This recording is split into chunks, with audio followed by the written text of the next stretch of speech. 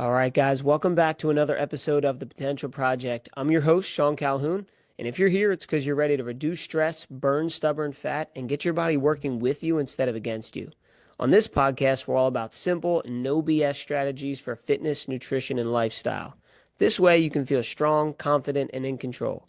I'll give you the tools, mindset shifts, and habits to help you look and feel your best without spending hours in the gym or stressing over every single meal. Now, let's get into it. All right, guys, welcome back. And I'm your host, Sean Calhoun. Today, I want to talk a little bit about your story and your identity. You know, a lot of these episodes, they become talking points through my daily life, right? I'm having conversations with clients, with members, with loved ones, and I see patterns, and then a thought sparks in my head. So then what I do is I write notes in my phone, and then I expand upon that, and it creates an episode. So that's what exactly happened for today. And what I'm going to do is break it up into 4 different parts of talking about this situation and break it up into specific parts, right? So the concept that I want to talk about today is rewriting your personal story and stepping into real transformation. We all have this thought, this belief, this identity that we think inside and that we project onto the world. And that really shapes what our life turns out to be. You know, I believe that our life is a mirror, right? How we internally think, act, and believe shows up in our life. So if you believe that you are someone who can be very healthy and vibrant and have a lot of energy, well, then you're going to take the actions to attain that, right? But if you think that you're obese, if you think that you're not worthy, if you think you're sick, you're fragile, then you're also going to take actions or defer from taking actions that would lead you down that direction, right? So that's what this episode is all about, is about understanding what is the story that you're telling yourself, and then we're going to break down ways that you can acknowledge it, we can change our story, and then we can take back some action and take control of our life. So the part 1 is really, what is the story you're living in, right? Look at your life. Where do you live? What type of money do you have? What is your relationship status? How is your health, right? Look at all of the markers that make up the quality of your life and analyze them. Do you like where you're at, or would you like some improvement? Now, I know as a human, it doesn't matter how much money you have, how healthy you are, what you look like. We're mostly wired to want to improve, and that's good, right? I'm not saying that's a bad thing. I think we should always be striving to continue to better ourselves. But what I'm saying is, some of us are in a position that we really don't like. Maybe we're in a relationship that's not healthy. Maybe we're at a job that really doesn't suit our needs, or we're not making as much money as we really need to support our lifestyle, or whatever it is. Maybe that we're not happy with ourselves. You know, we don't think we're ugly per se, but we know we could improve our health, and we know that we just have a lot left on the table, right? So what is the story that you're living in? And a way that you can really analyze this is, what's the story that you tell to others, right? Like, imagine we were at like a conference or a networking event and you were meeting complete strangers. If you had 30 seconds to a minute to introduce yourself, what are the main tidbits that you tell, right? I know when you meet new friends, or, you know, if you're in a like that scenario, like that networking event, you're telling them certain things about your life that you want them to know, or that kind of like solidifies who you are. You know, for example, maybe you were born in another country and now you live here. Maybe you were a nurse at one point in your life and now you do this, right? Like there's major life events that happen that you like to talk about and you share about others. Another scenario that I see these in is in one-on-one meetings. Like, let's say someone is interested in improving their health and doing a workout plan, or learning how to, you know, balance their hormones or whatever it is. And they meet with me for the first time. Like, I've never met this person prior to a short conversation. They sit down with me, and then they'll start to open up and explain the story of who they are. Here's my past health. Here's my, you know, status with work. Here's what I do for a living. And they kind of paint the picture to me of who they are. So the first step is for you to understand what that story is. Now, you can put yourself in that scenario where, like, let's say you're meeting with a therapist and you really just want to get it out all on the table, right? Tell them all about your problems, your thoughts. What is that story that you would tell? And I want you to realize that when you're telling this story, it doesn't always all have to be true. Now, we may think it's true because that's the story we've told ourselves for a long time, but there's what we would call a surface level fact, and then the identity behind that story, right? Behind that fact. So the analogy that I thought of was the scale, right? If you were to step on the scale and you look at a number, that's just a fact, right? You weigh that much. It could be muscle, it could be bone, it could be water, it could be inflammation. The fact of the matter is the numerical scale says that number. But a lot of us don't look at it as a surface level fact, and we put a lot of identity behind that. Like if you step on the scale and you see a number, sometimes you could say, okay, great, we're making progress. If you're, let's say losing weight or going towards your goal. But other times you could step on the scale and it could be a number that you don't like. And you could say, oh my gosh, I can't believe this. What did I do wrong? I've been exercising. Did I eat wrong? I'm no good. I'm never going to figure this out. I can't lose this weight. I don't understand it at all. And then that ruins your whole day. Well, like I said, there's a surface level fact of a number on an electronic piece of equipment. And then there's the story and the identity that you embody behind it. So as we're starting to write down our story and our identity and understanding how we view ourselves and how we, perceive that to the world and how we tell that story to everyone else, we need to start to analyze what are certain things that are just facts and they are what they are, like surface level, and am I embodying some type of identity? Because, for example, if I stepped on a scale today and looked at the number, I wouldn't think about it twice. I'd just say, okay, it is what it is, and I get on with my life. Whereas, like I said, some people may step on the scale and it could ruin their whole day or their whole week as far as their mindset is concerned. So that's what we need to do. We need to start picking apart and understanding what our story is. But the problem, well, it could be a problem or it could be a good thing, is that we don't question our subconscious beliefs about who we are. And let me explain. Like I said, you have this story and your subconscious believes it 100%. Like you don't have to convince yourself of it. You just kind of deep down know what you feel about yourself. Now, if it's very empowering and you're like, I'm confident, I know I am valuable, I know that I am abundant and I'm loved, and all those good traits, well, then you're going to produce good things, right? And it's going to show physically in your world by your health improving, your relationships with your friends, with your loved ones will improve, right? Like a lot of things in your life will improve if you have empowering thoughts about yourself. But if there's an area that you don't like so much about your life, chances are you have a subconscious, deep-rooted belief that is not serving you at the moment, right? It is telling a false story, a story that is negative, that you believe to the core, and then you will then take actions and move about your life in a way that proves it to be true. Now that, like I said, is the problem. So if we don't understand what these thoughts and these beliefs are, we have no basis. We have no starting point. So that's why I said part one is to understand what is the story you're living in. Get a good understanding of who you are, who you're, perceiving yourself to be as, and who you're producing to the world. Now, part two, I called it the identity thermostat. And that's just to understand how our identity works. And I look at it through the lens of a thermostat. Now, I didn't create this. Ed Milet was the person who I heard it from. Maybe he didn't even create it. Either way, the analogy makes sense. And I'm a very visual person. So that's how I like to break it down. So your identity is like a thermostat. So for example, maybe with your health, you are at 70 degrees, right? And you think that there's a lot of room for improvement, but you're doing okay, right? Now, let's say that you want to improve your 70 degrees to 95 degrees. Like you want to really improve your health, right? Well, what happens is as you first acknowledge that, you're going to realize there are changes that need to be made. Maybe you need to exercise one extra day a week. Maybe you need to prioritize whole foods and go food shopping for that and meal prep and to hire a coach, right? There's steps that you could do to take your health from a 70 to a 95. Well, as you start to do those actions, and let's say you're like, I'm going to start on a Monday, and you work out on Monday, and then Tuesday you work out again, or let's use another one because I don't think people should work out all the time. Let's do eating healthy, whole foods. You meal prepped. You're eating great on Monday. You're eating great on Tuesday. Then Wednesday comes, a little hiccup at work came because your meeting ran longer, and then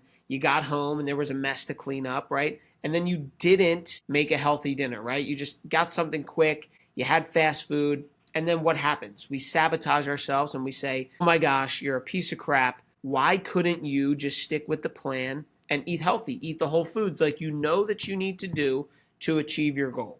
You see, I think a lot of us don't have a problem with knowing what to do. It's just about executing on it. And so I want to share with you that because your identity is like a thermostat, it is not always because you're not disciplined or you're not motivated or you're a piece of crap. It's that your body and your subconscious is set to a certain level. For this example, it's 70 degrees Fahrenheit for your health attainment, right? So if your body is starting to do things that would get it to be a 95, you're going to sabotage that subconsciously, right? It's not you manually doing things. It's these quintessential things that pop up out of the blue. Oh my God, I can't believe that meeting ran longer. It never runs longer. Not a coincidence. That's you subconsciously sabotaging what's happening, right? Or maybe you're not just doing it, subconsciously. Maybe you're purposefully doing it. It's like, you need to get to the gym,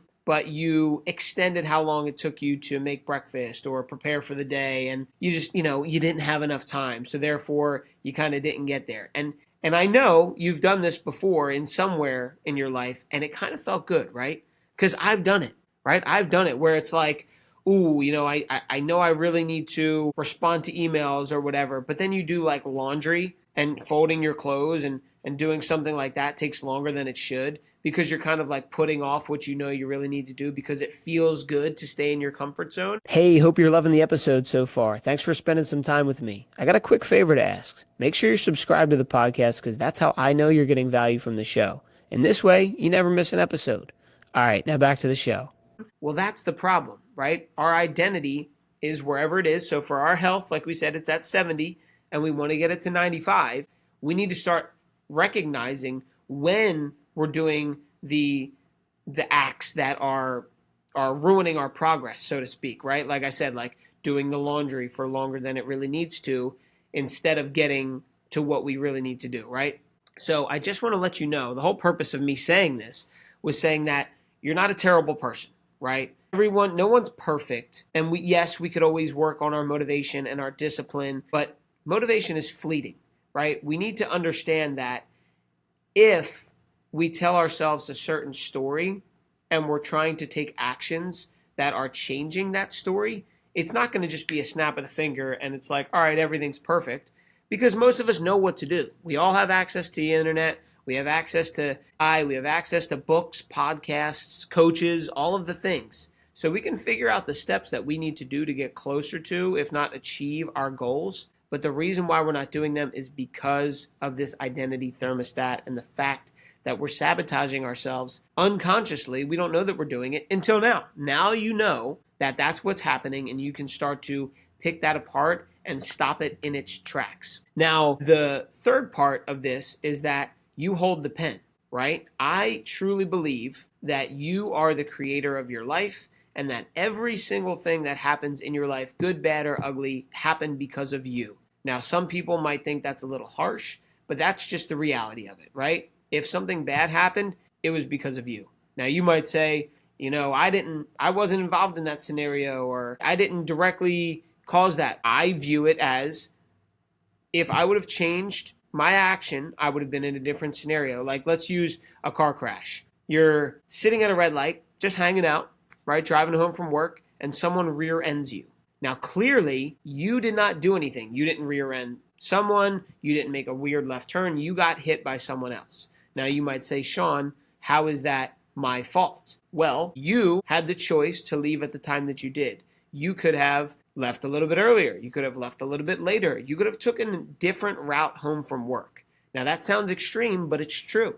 You could have made a left when you made a right. You could have went on a different route instead of taking your normal route. And because you didn't, it ended you into someone hitting you with the car. Now, again, that might sound harsh, but just hear me out. If you have the mindset of I'm in control of my life, that can be empowering.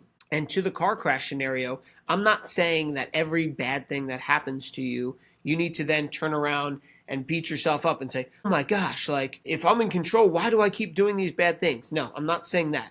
I'm just saying the flip side of if bad things happen to you and you had control over that in some way, shape, or form, well, then good things, all the good things that happen to you and that are happening are also because of you. So, how do we channel that and how do we lean more into, all right, if I have the pen and I can rewrite my story, how can I create it to be better than what I currently have, right? And that starts with a choice, right? Keeping a commitment to yourself. Now, like I said before, most of us know what to do. So, what does it take to rewrite the story and make that commitment to ourselves? Well, I say that identity isn't changed in a day, it's changed by what you do daily. And what do I mean by that is that it's not going to be just one big change and oh my gosh, I'm a different person. This is great. No, it takes resistance, it takes fight, it takes consistency over time to do little things, and then eventually you will make change, right? So the point I'm trying to make is that as soon as you realize that you're the author of your life, everything changes. And we can start to make these little steps in the right direction. So part number 4 is how do we rewrite it? Like what happens? What's the process? I like to give actionable stuff that you can do today and this week to make progress in your life. So first thing, like I said, is starting with one choice is keeping a commitment to yourself. So what can I do today that's going to lead me in the direction towards my goal? So let's keep it on the health and wellness, right? Let's say that I'm rewriting my story. I've analyzed who I am and what I tell people. That's the first step. Then you realized, okay, my identity is a thermostat, and that if I want to make change, there's going to be some barriers to come across. Cool, I understand that now.